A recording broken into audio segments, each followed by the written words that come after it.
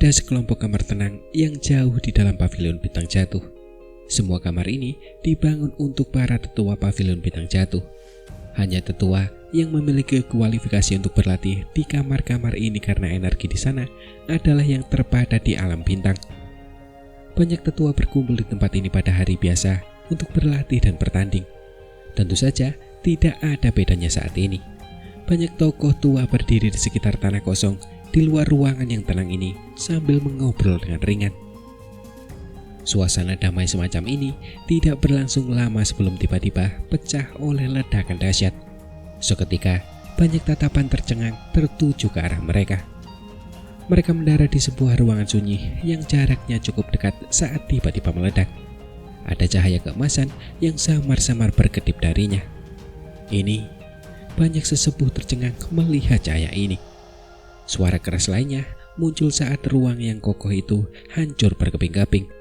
Setelah itu, raksasa kuning keemasan setinggi 70 kaki berdiri dari ruang yang sunyi di depan banyak mata yang tercengang. Langkahnya mengguncang gunung saat ia berjalan keluar dari reruntuhan ruangan. Setelah itu, ia meraung ke langit.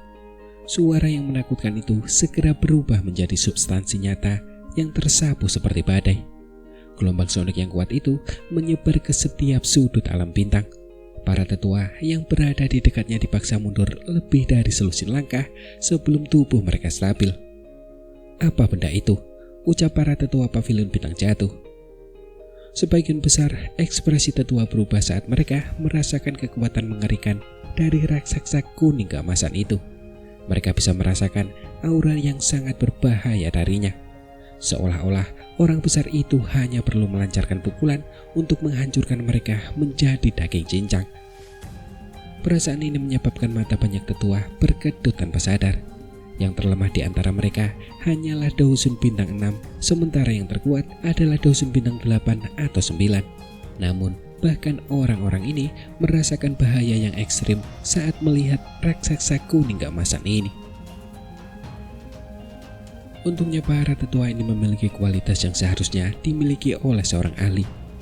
Mereka dengan cepat berpencar setelah merasakan guncangan awal dan samar-samar membentuk lingkaran di sekitar raksasa kuning keemasan itu. Mereka akan menyerang dan membunuhnya jika raksasa itu menunjukkan aktivitas yang tidak biasa. Apakah ini tubuh kaca King Kong? Memang ada beberapa aspek yang unik, ucap Yalau kemudian tertawa. Sementara banyak tetua dengan serius memperhatikan raksasa itu, beberapa sosok telah bergegas mendekat dari kejauhan. Mereka berhenti di udara. Mereka adalah Yalau, Cailin, dan dokter pari kecil yang bergegas mendekat setelah mendengar keributan itu. Para tetua itu buru-buru membungkuk dan memberi salam kepada Yalau saat dia muncul. Seorang tetua tanpa sadar tiba-tiba bertanya, "Ketua pavilion, siapa itu?" ucap salah satu seorang tetua. "Itu adalah Shoyan," ucap Yalau tersenyum dan menjawab. Para tetua langsung terkejut setelah mendengar ini. Mereka tercengang saat melihat kembali ke raksasa emas itu. Tak seorang pun dari mereka akan membayangkan bahwa benda itu adalah sesuatu yang telah diubah oleh Shoyan. Raksasa emas itu tertawa terbahak-bahak di depan mata semua orang yang tercengang. Cahaya keemasan segera melesat keluar dan tubuh besar itu mulai menyusut dengan cepat. Dalam waktu lebih dari selusin detik, raksasa itu berubah menjadi sosok kurus. Shoyan tidak batuk darah setelah kembali ke bentuk aslinya, tetapi ia masih batuk beberapa kali dengan keras. Itu jelas merupakan hasil rasa sakit yang hebat dari transformasi tubuhnya. Sayangnya, tubuh kaca King Kong yang telah kulatih hanya setinggi 70 kaki atau lebih. Masih ada celah dengan puncak 99 kaki, ucap Shoyan menggelengkan kepalanya dan berbicara dengan nada agak menyesal. "Jangan berkecil hati. Jika tubuh fisikmu tidak mengalami pemurnian berbagai harta karun alam dan cairan obat, kamu tidak akan mencapai tingkat ini bahkan jika kamu diberi waktu setengah tahun," ucap Yalau tertawa. Shoyan menyeringai. Ia menyadari bahwa tingkat kemajuannya sudah dianggap sangat baik. Alasan ia hanya mampu mencapai sekitar 70 kaki adalah karena ia dibatasi oleh kekuatan tubuhnya.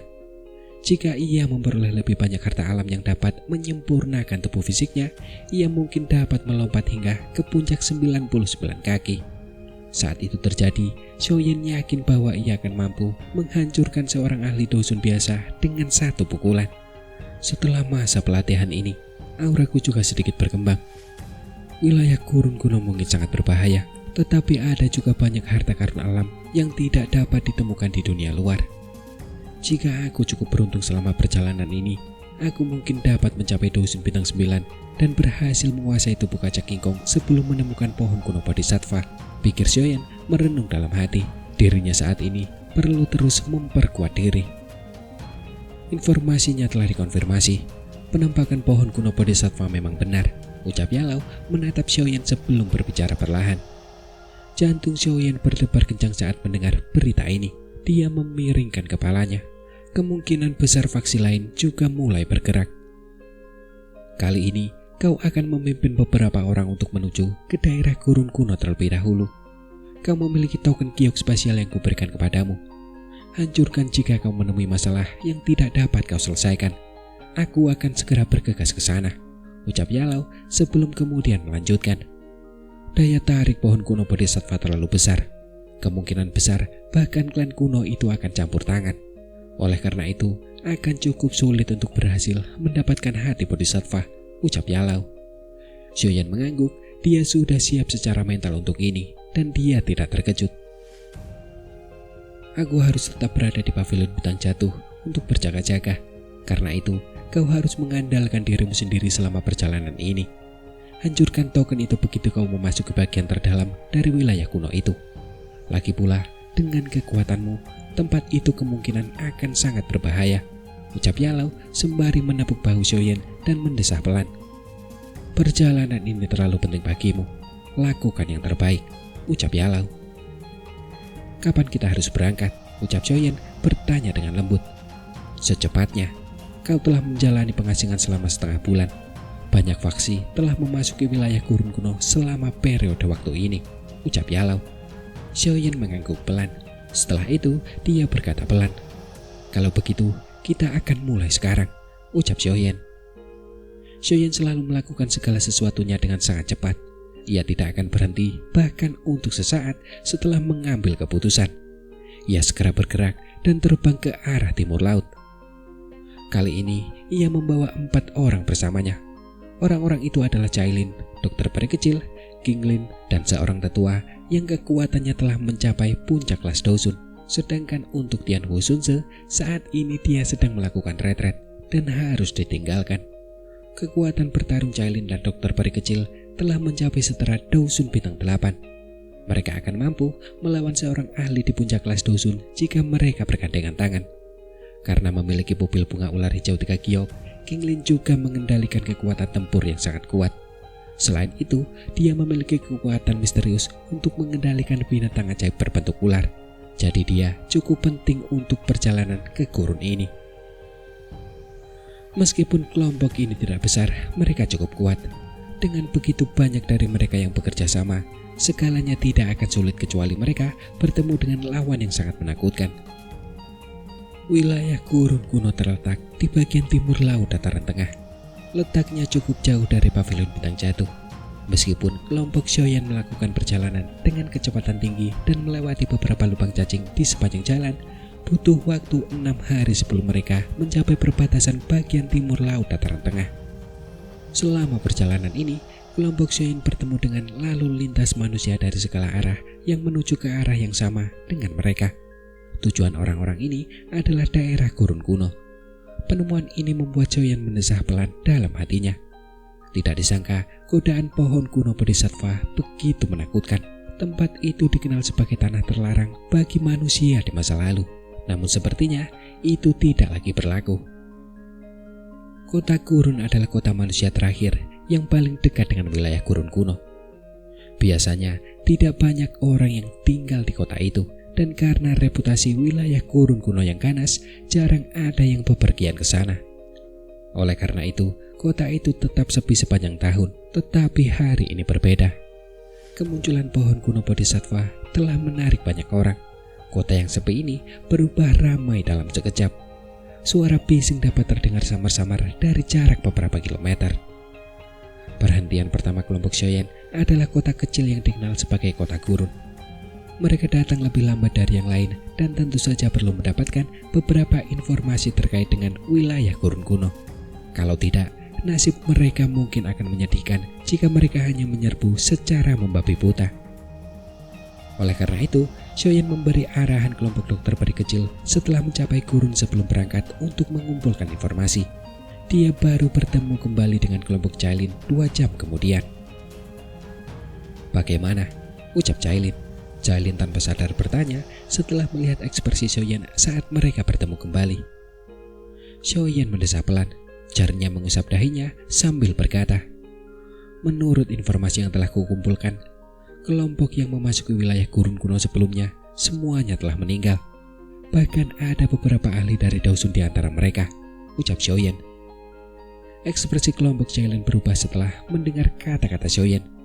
"Semuanya mati. Apakah daerah gurun kuno ini benar-benar begitu berbahaya?" ucap Cailin. "Apa yang harus kita lakukan?" ucap dokter peri kecil mengernyitkan alisnya dan kemudian bertanya. "Beberapa ahli akan masuk besok. Kita akan mengikuti di belakang kelompok besar itu. Karena daerah gurun kuno ini disebut sebagai tanah terlarang bagi manusia, tempat ini jelas bukan tempat yang bagus. Kita akan mengikuti di belakang orang-orang itu dan mengamati situasinya," ucap Xiaoyan. Jari Xiaoyan mengetuk meja dengan lembut. Daerah gurun kuno ini benar-benar misterius. Seseorang harus tetap tenang setiap saat agar benar-benar dapat memasuki wilayah terdalam. Kecerobohan apapun akan dapat mengakibatkan pemusnahan total suatu kelompok. Harga ini adalah sesuatu yang tidak mampu ia bayar. Oleh karena itu, ia harus berhati-hati dalam segala hal yang akan ia lakukan. Waktu berlalu. Sekelompok orang yang berjajalan berkumpul di luar kota gurun keesokan harinya. Suara-suara bercampur menjadi satu dan berubah menjadi gelombang keras yang menyebar ke kejauhan. Kelompok Xiaoyan berdiri di belakang. Mereka mengamati lebih dari 1.000 orang berkumpul di depan dan tanpa sadar menggelengkan kepala mereka dengan sikap tidak berkata apa-apa. Ini adalah pertama kalinya mereka melihat para ahli berkumpul dalam skala seperti itu. Tidak jauh di depan kelompok besar ini terdapat hutan asli yang dipenuhi aura kuno. Pohon-pohon setinggi 1.000 kaki berdiri seperti raksasa yang tak terhitung jumlahnya. Pohon-pohon itu menghalangi sinar matahari. Bahkan cahaya dari langit pun kesulitan menerangi hutan. Sekilas, bagian terdalam hutan itu dipenuhi kegelapan yang menakutkan. Kadang-kadang, beberapa raungan binatang buas terdengar dari dalam, menyebabkan seseorang merasakan hawa dingin di dalam hatinya. Orang-orang ini semua telah terpikat oleh pohon kuno Bodhisattva sehingga kehilangan akal sehat mereka. Gumam Xiaoyan menggelengkan kepalanya. Wilayah gurun kuno disebut sebagai tanah terlarang bagi manusia. Bahkan seorang dosun elit kemungkinan akan mati setelah memasukinya. Namun, banyak dari mereka yang berkumpul di sini hanya memiliki kekuatan dosong atau bahkan dohuang. Jika orang-orang ini memasuki wilayah kuno, masalah apapun yang mereka hadapi akan memusnahkan mereka. Mereka akan berubah menjadi pupuk bagi pohon-pohon yang menjulang tinggi. Kupikir wilayah gurun kuno memang cukup menakutkan, ucap dokter peri kecil berkata dengan lembut. Semua orang merasa kecil di bawah pohon-pohon raksasa. Seseorang merasa tidak berarti ketika melihat jumlah tahun yang sangat panjang yang membentang kembali ke zaman kuno. Wilayah ini dikenal sebagai tempat tertua di benua itu. Xiaoyan mengangguk. Ia mengalihkan pandangannya. Ada terlalu banyak orang yang hadir. Namun ia tidak dapat menemukan sosok yang dikenalnya. Setelah mengalihkan pandangannya, keributan mulai menyebar secara bertahap di antara kerumunan besar ini. Tampaknya orang-orang ini berencana untuk menyapu masuk. Sesaat kemudian, ribuan orang berlarian, menyebabkan tanah bergetar dan bergemuruh. Raungan keras terdengar saat banyak sosok bergegas pergi dengan cemas menyerbu ke wilayah kuno yang tenang ini. Xiaoyan tidak dapat menahan diri untuk menggelengkan kepalanya saat melihat aktivitas menakutkan yang dilakukan orang-orang ini. Kemudian dia berkata dengan lembut, "Kita akan masuk setelah sebagian besar dari mereka masuk. Karena mereka ingin menjadi yang berada di garis depan, kita akan membiarkan mereka melakukan apa yang mereka inginkan, ucap Xiaoyan. Trio dokter peri kecil tersenyum dan mengangguk setelah mendengar kata-kata Xiaoyan. Kelompok itu duduk di tempat yang tenang. Mereka menunggu sekitar setengah jam sebelum Xiaoyan akhirnya bangun. Dia melihat ke hutan yang tampak kacau karena banyak orang. Baru kemudian dia melambaikan tangannya dan berkata, "Ayo bergerak, semuanya hati-hati," ucap Xiaoyan. Jari kaki Xiaoyan menekan tanah setelah kata-katanya berbunyi. Dia memimpin saat dia berubah menjadi sosok hitam yang menyerbu ke arah hutan kuno dengan kecepatan seperti kilat.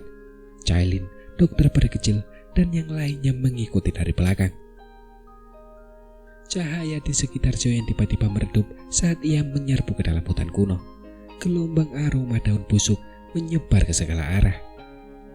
Sosok Xiaoyan berhenti sejenak setelah memasuki hutan.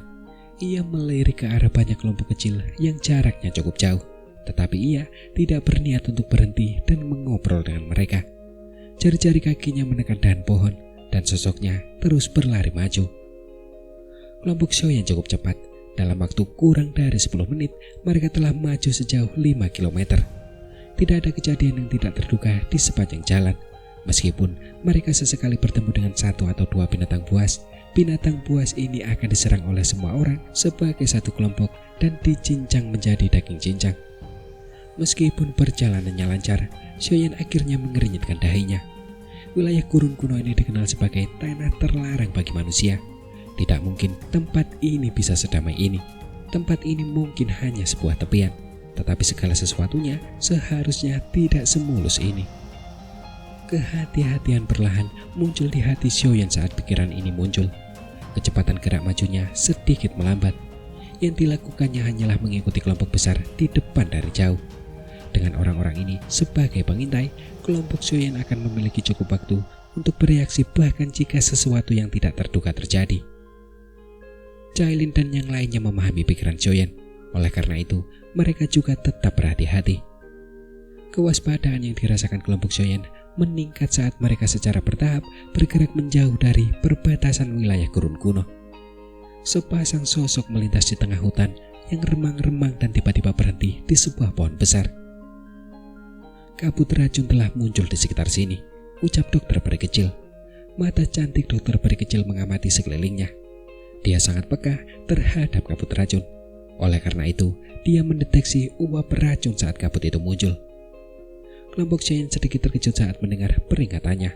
Racun di wilayah gurun kuno ini adalah masalah yang sangat merepotkan. Jika seseorang menghirupnya terlalu banyak, bahkan seorang dosen elit pun akan mati karenanya. "Minumlah pil penawar racun ini. Pil ini akan membantu melawan racun ini," ucap dokter peri kecil tersenyum. Dia menyerahkan beberapa pil obat merah tua kepada kelompok Xiaoyan. Dia memang lebih rendah dari Xiaoyan dalam hal penyempurnaan pil, tetapi pemahamannya tentang racun kemungkinan berada pada tingkat di mana bahkan 10 Xiaoyan lebih rendah dari dirinya. Xiaoyan mengangkat bahunya. Ia mengambil pil obat dan memasukkannya ke dalam mulutnya. Ia baru saja akan berbicara ketika kelompok di depannya tiba-tiba mengeluarkan suara jeritan yang menyedihkan dan menyebabkan kekacauan. "Sepertinya mereka telah diracuni," ucap Xiaoyan menggelengkan kepalanya. "Wabah beracun di tempat ini cukup mematikan. Jika kekuatan seorang tidak memadai, menghirupnya sedikit saja bisa berakibat fatal. Orang-orang ini telah merasakan nasib buruk karena terlalu percaya diri." "Ayo bergerak," ucap Xiaoyan berbicara pelan setelah melihat semua orang menghabiskan pil penawar racun. Mereka mempercepat langkah. Dia tidak ingin menyelamatkan semua orang yang tidak beruntung itu. Karena mereka sudah sejauh ini dan tidak bisa menahan keserakahan di hati mereka, mereka bertanggung jawab atas nasib mereka sendiri. Seiring dengan kecepatan mereka yang meningkat, kabut racun di sekitarnya menjadi lebih pekat. Teriakan-teriakan menyedihkan yang dipancarkan juga menjadi lebih tajam. Pada akhirnya, fluktuasi dogi yang liar dan ganas dipancarkan. Kemungkinan itu berasal dari beberapa ahli yang diracuni yang telah kehilangan akal sehat mereka. Kelompok Xiaoyan mengerutkan kening saat mereka bergerak melalui kabut racun. Fluktuasi dogi yang sangat kuat tiba-tiba terpancar dari jarak dekat di depan mereka. Alis Xiaoyan berkedut saat merasakan fluktuasi ini. dia mengurangi kecepatannya dan tubuhnya muncul di tanah. Dia melihat mayat-mayat yang benar-benar hitam di tanah kosong di depannya.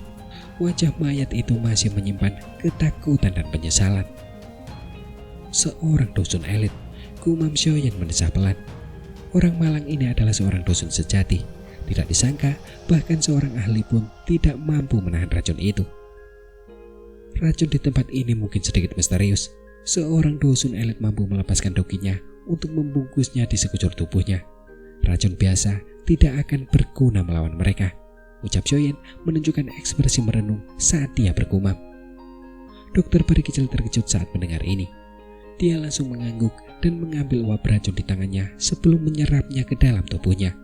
Sosoknya yang halus tiba-tiba gemetar sesaat kemudian, sementara wajahnya berubah sangat buruk. Ada apa? Ucap Xiaoyan buru-buru bertanya ketika dia melihat ekspresi jelek dokter peri kecil. Dokter peri kecil itu menghembuskan nafas pelan. Kemudian dia berkata pelan, "Memang aneh, ini bukan murni kabut racun, tapi cacing beracun," ucap dokter peri kecil. "Cacing beracun," ucap Xiaoyan terkejut. Matanya menatap kabut beracun, tetapi dia tidak menemukan jejak cacing beracun. Cacing-cacing beracun ini sangat kecil. Mereka begitu kecil sehingga tidak terlihat oleh mata telanjang. Mereka melayang di dalam hutan ini.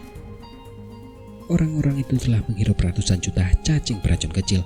Kemungkinan besar makhluk-makhluk ini juga ada di dalam tubuhmu. Sedangkan tubuhku menyembunyikan racun yang sangat mematikan.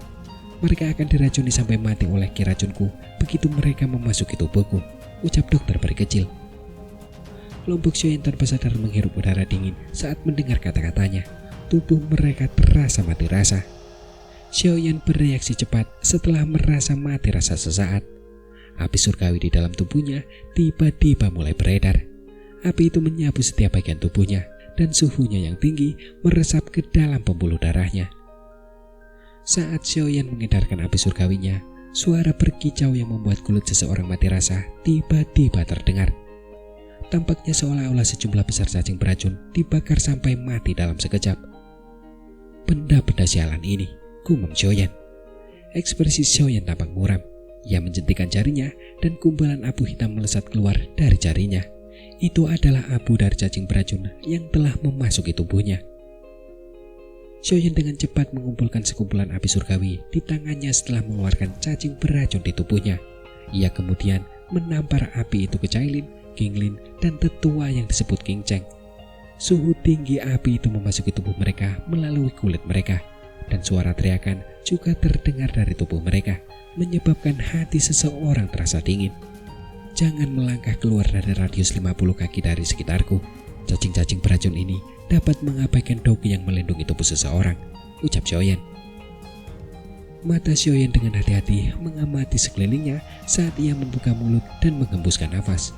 Sekelompok api berwarna ungu coklat dengan sedikit warna putih melayang di atas kepalanya saat suhu yang sangat tinggi menyebar dan secara kebetulan menutupi area dalam radius 50 kaki di sekitarnya.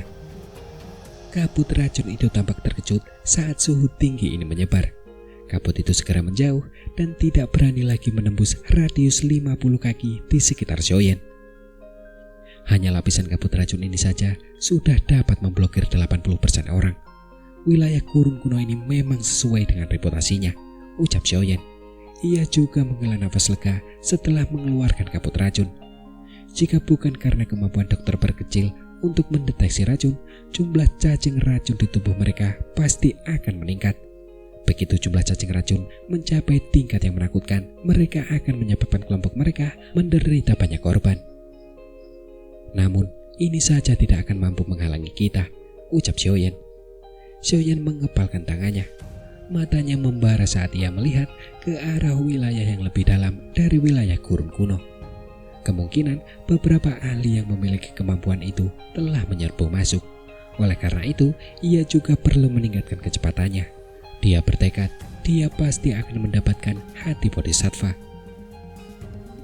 Jeritan melengking yang menyedihkan terus bergema di hutan yang dipenuhi kabut beracun. Jeritan ini membuat hutan tampak sangat menyeramkan. Suara angin yang berembus tiba-tiba muncul di tengah kabut beracun yang pekat. Cahaya dari api samar-samar membentuk bayangan. kabut beracun di sekitarnya tampak ketakutan saat gugusan api itu muncul. Kabut beracun itu mundur dengan sendirinya dan membentuk jalur yang jelas. Sepertinya cacing-cacing beracun ini sangat takut pada api surgawi, ucap dokter peri kecil setelah mengamati jalan yang terbentuk di depan mereka. Dia berbicara sambil tersenyum. Kebanyakan cacing beracun bersifat yin atau dingin. Api surgawi bersifat yang dengan kekuatan panas alami.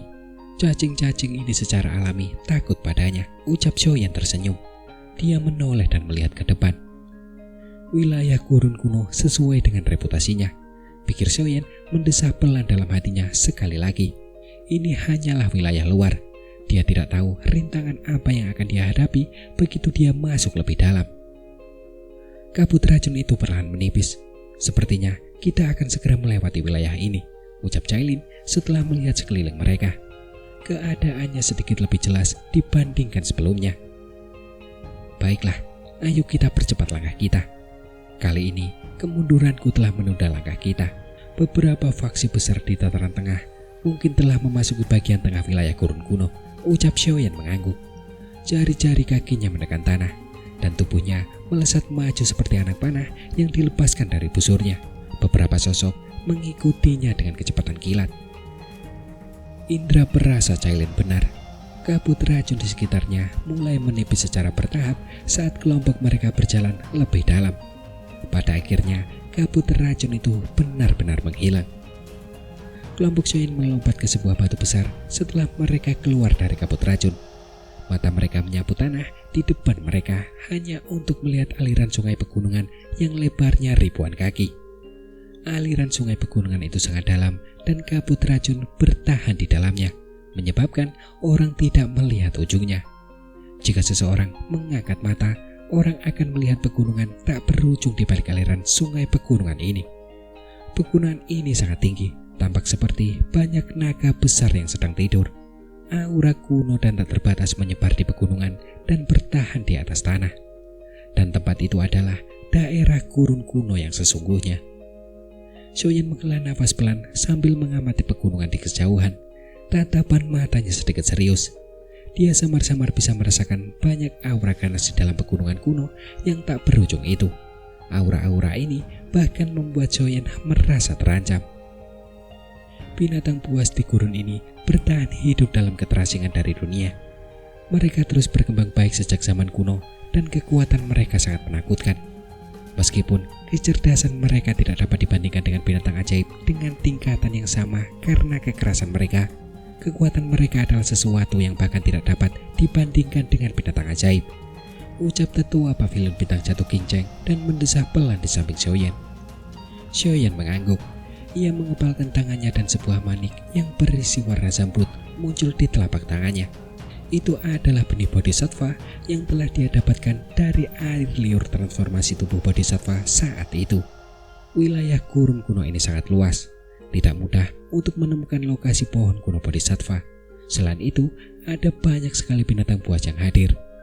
Dengan barisan mereka kemungkinan akan berakhir dengan nasib buruk jika mereka menyerbu secara acak. Xiaoyan memegang benih bodhisattva di tangannya. Ia memejamkan mata dan dengan hati-hati merasakan aktivitas di dalam benih bodhisattva. Hal ini berlangsung beberapa saat sebelum ia perlahan membuka matanya. Ia melihat ke arah barat laut sambil berkata dengan lembut, "Tempat ini sepertinya terlalu jauh dari pohon kuno bodhisattva. Aku tidak dapat mendeteksi lokasi tepatnya.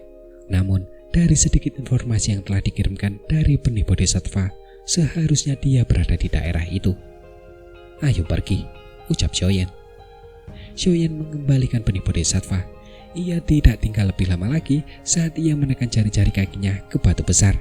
Tubuhnya terangkat seperti burung besar. Setelah itu, ia melangkah melalui udara kosong dan dengan cepat bergegas ke sisi lain aliran sungai gunung. Kelompok Cailin juga segera bergegas mengikutinya di belakang. Celah 1000 kaki mungkin tampak luas, tetapi dengan kecepatan kelompok Xiaoyan, mereka muncul di sisi lain dalam sekejap mata.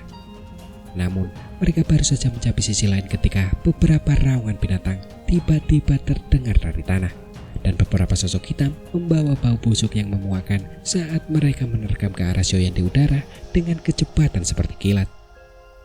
Hati-hati, ucap kelompok Shoyan. Serangan mendadak ini membuat Cailin dan yang lainnya merasa sedikit terkejut. Mereka buru-buru mengeluarkan peringatan. Langkah kaki Shoyan terhenti. Tidak ada perubahan dalam ekspresinya. Dia melambaikan lengan bajunya dan angin yang menakutkan menyapu dan menabrak bayangan hitam. Sepasang binatang buas berbentuk macan tutul bermata merah yang benar-benar hitam jatuh dari langit di tengah suara merengek. Sepertinya ada banyak binatang buas di wilayah ini. Kita tidak bisa terbang ke sana. Kalau tidak, kita akan menarik perhatian beberapa orang yang telah masuk dan juga binatang buas yang merepotkan itu, ucap Cailin sedikit mengerutkan kening dan berkomentar. Baiklah. Shoyan mengangguk. Binatang buas di tempat ini mungkin tidak terlalu kuat, tetapi begitu mereka masuk lebih jauh, binatang buas di dalamnya akan menjadi lebih sulit untuk dihadapi. Oleh karena itu, dia tidak keberatan dan langsung mendarat di tanah. Beberapa suara angin kencang terdengar dari belakang setelah kelompok Shoyan mendarat. Beberapa sosok segera tiba. Mereka tetap di udara dan dengan hati-hati mengamati kelompok Shoyan. Mata Shoyan juga melirik beberapa sosok itu. Orang-orang ini semuanya telah mencapai kelas Dozun. Namun, hal yang mengejutkan Shoyan adalah bahwa orang-orang ini muncul melewati kabut racun. Ayo pergi, ucap Shoyan. Shoyan tidak terlalu memperhatikan orang-orang ini. Dia juga tidak berniat mengobrol atau bepergian dengan mereka. Tujuan semua orang di tempat ini adalah pohon kuno Bodhisattva. Bahkan jika mereka bekerja sama, mereka tidak akan dapat benar-benar membentuk aliansi. Sekelompok orang yang terus-menerus meragukan satu sama lain bukanlah sesuatu yang dibutuhkan Shoyan. Dia melambaikan tangannya dan jari-jari kakinya menekan tanah saat tubuhnya perlahan melayang ke kejauhan. Cailin dan yang lainnya segera mengikutinya. Beberapa orang yang baru saja tiba mengerutkan kening ketika mereka melihat kelompok Shoyan yang berangkat. Namun, mereka tidak melakukan apapun. Mereka dapat merasakan bahwa kelompok Shoyan lebih kuat dari mereka. Dan tindakan Shoyan dengan jelas menunjukkan bahwa ia tidak ingin terlibat dengan mereka. Karena itu, mereka hanya dapat mengubah arah dan melanjutkan perjalanan mereka. Raungan binatang buas yang panjang dan ganas yang datang dari dalam wilayah kuno terus bergema di langit. Pilar dogi yang ganas tiba-tiba melesat keluar dari hutan. Setelah itu, pilar itu bertabrakan dengan kejam dengan tubuh seekor binatang buas yang besar. Racun yang kuat di pilar itu segera menghilangkan kekuatan hidup di dalam tubuh binatang buas itu. Sebelum binatang buas itu bisa mengeluarkan suara gemuruh dari tenggorokannya, tubuhnya yang besar runtuh dan mengguncang gunung-gunung. Beberapa sosok perlahan keluar dari hutan saat binatang buas besar itu jatuh. Mereka adalah kelompok Shoyan yang telah memasuki wilayah gurun kuno. Untungnya, kemampuan binatang buas ini untuk melawan racun belum sampai pada tingkat yang tidak dapat diatasi, ucap dokter peri kecil menatap tubuh binatang buas yang menghitam sepenuhnya saat dia berbicara dengan lembut. Mari kita beristirahat sebentar dan menunggu tetua Qingchang kembali dari pengintaian, ucap Shoyan setelah melihat ke kejauhan. Meskipun mereka telah memilih untuk menghindari binatang buas selama perjalanan mereka, mereka tidak dapat sepenuhnya menghindari pertempuran seperti itu. Daya tarik pohon kuno Bodhisattva terlalu besar. Bahkan klan-klan kuno itu tidak akan mudah menyerah, apalagi faksi-faksi besar lainnya. Namun, kita belum menemukan kelompok-kelompok dari faksi-faksi besar itu, ucap dokter peri kecil duduk di batu di sampingnya sambil kembali berkata, berdasarkan kekuatan dan kecepatan mereka, kemungkinan besar kemajuan mereka saat ini jauh lebih cepat daripada kita, ucap dokter peri kecil. Shoyan mengangguk sedikit, tetapi dia tidak terburu-buru. Jika mendapatkan harta karun seperti pohon kuno Bodhisattva semudah itu akan benar-benar mempermalukan namanya. Meskipun ada banyak faksi yang terlibat dalam pencarian, tidak mungkin untuk mendekati pohon kuno Bodhisattva dalam waktu sesingkat itu. Suara angin yang berembus tiba-tiba terdengar di depan Shoyan saat ia sedang merenung dalam hatinya. Sosok tua dengan cepat muncul di depan kelompok Shoyan. Sosok itu adalah tetua Qingchang yang telah pergi mengintai sebelumnya. Penatua Qingchang, bagaimana keadaannya? Ucap Shoyan mengangkat kepalanya dan bertanya ketika dia melihat penatua Qingchang kembali. Tidak ada yang terlalu berbahaya di depan kita, tetapi aku bertemu dengan sekelompok orang. Aku diam-diam mengamati mereka. Tampaknya mereka berasal dari sekte langit yang mendalam, ucap tetua King Cheng. Sekelompok dari sekte langit mendalam, ucap Xiaoyan mengernyitkan alisnya saat mendengar nama ini. Tidak disangka bahwa kelompok pertama yang ditemuinya setelah memasuki wilayah kuno adalah sekte langit mendalam yang telah membuatnya merasa tidak nyaman di hatinya. Dia memiliki perbedaan pendapat yang besar dengan mereka. Konflik mungkin akan terjadi jika dia bertemu dengan mereka. Aku mendengar mereka berbicara, sementara aku diam-diam memperhatikan mereka, ucap tetua King Cheng. Xiaoyan mengangkat alisnya, pandangannya tertuju pada tetua King Cheng. Sepertinya ada sekelompok orang dari golongan lain di depan mereka. Mereka berencana untuk menghabisi kelompok ini secara diam-diam, ucap tetua King Cheng sebelum dia tertawa. Tidak perlu ikut campur, biarkan mereka saling menggigit, kita akan berjalan sendiri, ucap Xiaoyan menggelengkan kepalanya. Orang-orang ini benar-benar tidak bisa tetap tenang. Mereka masih memikirkan cara untuk menyakiti orang lain di saat seperti ini.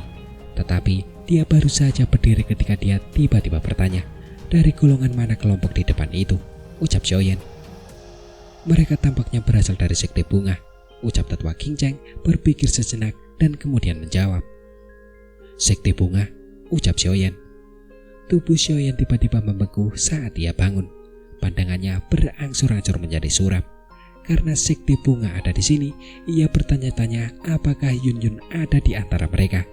Jika ia hadir, mustahil baginya untuk berdiri di samping dan tidak melakukan apapun. Orang-orang sialan ini, gumam Xiaoyan. Kepala Pavilion Junior, apa yang akan kau lakukan? Ucap tetua King Cheng ragu sejenak sebelum bertanya ketika ia melihat wajah Xiaoyan tiba-tiba menjadi suram. Serang mereka, hancurkan sekte langit mendalam, ucap Xiaoyan. Xiaoyan perlahan berdiri. Suaranya yang samar mengandung niat membunuh yang dingin. Dia belum melunasi hutangnya sejak terakhir kali dia disergap. Setelah bertemu mereka kali ini, dia tidak bisa membiarkan mereka pergi apapun yang terjadi.